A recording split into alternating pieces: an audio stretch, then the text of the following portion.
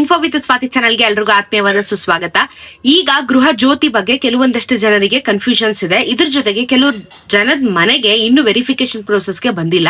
So ಇದ್ರ ಬಗ್ಗೆ ಈ ವಿಡಿಯೋದಲ್ಲಿ ಹೇಳ್ತೀನಿ. ಹಾಗೇನೆ ರೇಷನ್ ಕೊಡೋದ್ರಲ್ಲಿ ಬಹಳ ದೊಡ್ಡ ಬದಲಾವಣೆ ಮಾಡ್ತಾ ಇದಾರಂತೆ, ಅದ್ರ ಬಗ್ಗೆನೂ ವಿಡಿಯೋದಲ್ಲಿ ಮಾತಾಡ್ತೀನಿ. ಚಾನಲ್ ಸಬ್ಸ್ಕ್ರೈಬ್ ಮಾಡ್ಕೊಂಡು ವಿಡಿಯೋನ ಕಂಟಿನ್ಯೂಸ್ ಆಗಿ ವಾಚ್ ಮಾಡಿ. ಇವಾಗ ಏನು ಗೃಹ ಜ್ಯೋತಿ ಯೋಜನೆ ಮನೆಗೆ ಬರ್ತಾರೆ ಬೆಸ್ಕಾಂ ಅವರು ಮೆಸ್ಕಾಂ ಅವರು ಅಂತ ಹೇಳಿ ನಿಮಗೆ ಆಲ್ರೆಡಿ ಆದೇಶ ಬಂದಿದೆ. ಆಲ್ರೆಡಿ ಈ ತಿಂಗಳಿಂದ ಶುರುವಾಗಿ ಇನ್ನೇನು ಈ ತಿಂಗಳು ಎಂಡ್ ಒಳಗೆ ಮುಗಿಸ್ಬೇಕು ಅನ್ನೋದು ಗವರ್ಮೆಂಟ್ ಕಡೆಯಿಂದ ಆಗಿರುವಂತದ್ದು. ಆದ್ರೆ ಇಲ್ಲಿ ಏನಾಗಿದೆ ಅಂತ ಅಂದ್ರೆ, ಮೊನ್ನೆ ನಾನು ವಿಡಿಯೋ ಕೂಡ ಮಾಡಿದೆ ಇದ್ರ ಬಗ್ಗೆ. ತುಂಬಾ ಜನರ ಮನೆಗೆ ಇನ್ನ ಬಂದಿಲ್ಲ ಅಧಿಕಾರಿಗಳು, ಕ್ರಾಸ್ ವೆರಿಫಿಕೇಶನ್ಸ್ ಆಗ್ಲಿಲ್ಲ ಅಂತ ಹೇಳ್ಬಿಟ್ಟು. ಸೊ ಏನ್ ಮಾಡ್ಬೇಕು ಅನ್ನೋದ್ರ ಬಗ್ಗೆ ಎಲ್ಲರಿಗೂ ಕ್ವಶನ್ ಮಾರ್ಕ್ ಅಂತೂ ಖಂಡಿತ ಇದೆ ಅಲ್ವಾ. ಸೊ ಈ ವಿಡಿಯೋದಲ್ಲಿ ಅದನ್ನೇ ಹೇಳೋದಕ್ಕೆ ಬರ್ತಾ ಇದ್ದೀನಿ ನಾನು. ಈಗ ತುಂಬಾ ಜನದ ಮನೆಗೆ ಬಂದಿಲ್ಲ. ಏನ್ ಮಾಡ್ಬೇಕು ಅಂತ ಹೇಳಿದ್ರೆ, ನಾವುಗಳು ವಾಪಸ್ಸು ಎಲೆಕ್ಟ್ರಿಕ್ ಇದತ್ರ ಆಫೀಸ್ ಹತ್ರ ಹೋಗ್ಬೇಕಾಗತ್ತೆ. ಬೆಸ್ಕಾಮು ಮೆಸ್ಕಾಮು ನಿಮ್ಮ ಒಂದು ಏರಿಯಾ ಅಲ್ಲಿ ಎಲ್ಲಿ ಆಫೀಸ್ ಇದೆ ಎಲೆಕ್ಟ್ರಿಕ್ ಆಫೀಸು, ಅಲ್ಲಿಗೆ ಹೋಗಿ ನಾವು ಅಲ್ಲಿರುವಂತ ಬೆಸ್ಕಾಂ ಅಥವಾ ಮೆಸ್ಕಾಂ ಅಥವಾ ನಿಮ್ಮ ಒಂದು ಏರಿಯಾಗೆ ಯಾರು ಬರ್ತಾರೆ ಅವ್ರಿಗೆ ಭೇಟಿಯಾಗಿ ಡಾಕ್ಯುಮೆಂಟ್ಸ್ ನ ಕೊಟ್ಟು ವೆರಿಫಿಕೇಶನ್ಸ್ ಮಾಡಿಸ್ಕೋಬೇಕಾಗಿದೆ. ಈಗ ಗೃಹ ಜ್ಯೋತಿ ಯೋಜನೆ ಮುಂದುವರಿಬೇಕು, ಸ್ಪೆಷಲಿ ಈ ನೆಕ್ಸ್ಟ್ ಮಂತ್ ಇಂದ ಮುಂದುವರಿಬೇಕು ಅಂತ ಅಂದ್ರೆ ಈ ಪ್ರೊಸೀಜರ್ ನ ನಾವು ಮಾಡ್ಲೇಬೇಕು. ಇಲ್ಲ ಅಂತಂದ್ರೆ ಕ್ಯಾನ್ಸಲ್ ಆಗುತ್ತೆ, ನಾವು ವಾಪಸ್ಸು ದುಡ್ಡು ಕಟ್ಟಬೇಕಾಗುತ್ತೆ. ಇನ್ನೊಂದು ವಿಚಾರ ಏನು ಅಂತ ಅಂದ್ರೆ, ಹೋದ್ ತಿಂಗಳದು ಇನ್ನೂ ಕರೆಂಟ್ ಬಿಲ್ ಯಾರಿಗೂ ಬಂದಿಲ್ಲ, ಅಪ್ಡೇಟ್ ಆಗಿಲ್ಲ, ಆನ್ಲೈನ್ ಅಲ್ಲೂ ಅಪ್ಡೇಟ್ ಆಗಿಲ್ಲ, ಮೀಟರ್ ಹತ್ರನೂ ಬಂದು ಬಿಲ್ ಕೂಡ ಪ್ರೊವೈಡ್ ಮಾಡ್ಲಿಲ್ಲ ಬೆಸ್ಕಾಂ ಅವರು. ಸೊ ಏನಾಗಿದೆ, ಹೋದ್ ತಿಂಗಳದು ಕರೆಂಟ್ ಬಿಲ್ ಈ ತಿಂಗಳು ಬರ್ಬೇಕಲ್ವಾ ನಮಗೆ, ಈ ತಿಂಗಳದು ಇನ್ನ ಕರೆಂಟ್ ಬಿಲ್ ನಮಗೆ ಬಂದಿಲ್ಲ.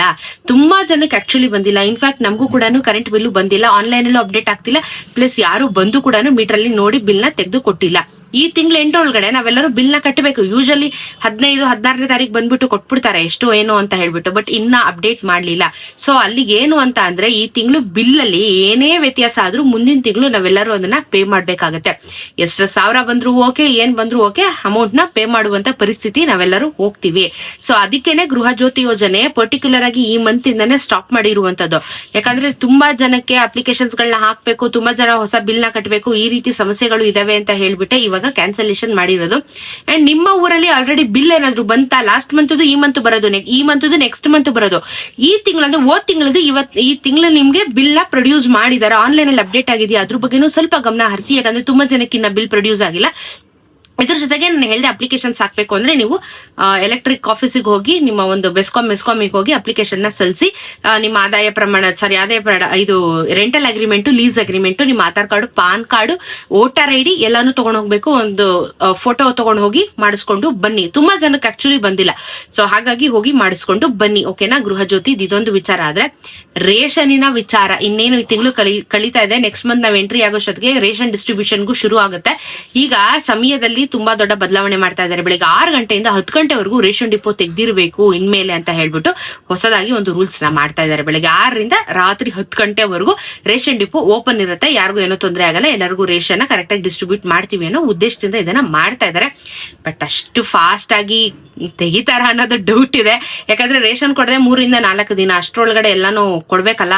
ಸೊ ನೋಡ್ಬೇಕಿದ್ ಯಾವ ರೀತಿ ಆಗುತ್ತೆ ಅಂತ ಹೇಳ್ಬಿಟ್ಟು.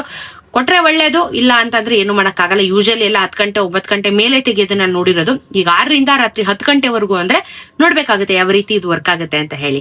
ಸೊ ಗೃಹ ಜ್ಯೋತಿ ಮತ್ತೆ ರೇಷನ್ ವಿಚಾರ ಇದಿಷ್ಟು ಅಪ್ಡೇಟ್ ಇದೆ. ಏನೇ ಡೌಟ್ ಇದ್ರು ಕಮೆಂಟ್ ಅಲ್ಲಿ ಕೇಳಿ, ಉತ್ತರ ಕೊಡ್ತೀನಿ. ಸಿಗೋಣ ಇನ್ನೊಂದಷ್ಟು ವಿಡಿಯೋ ಅಲ್ಲಿ. ನಮಸ್ಕಾರ.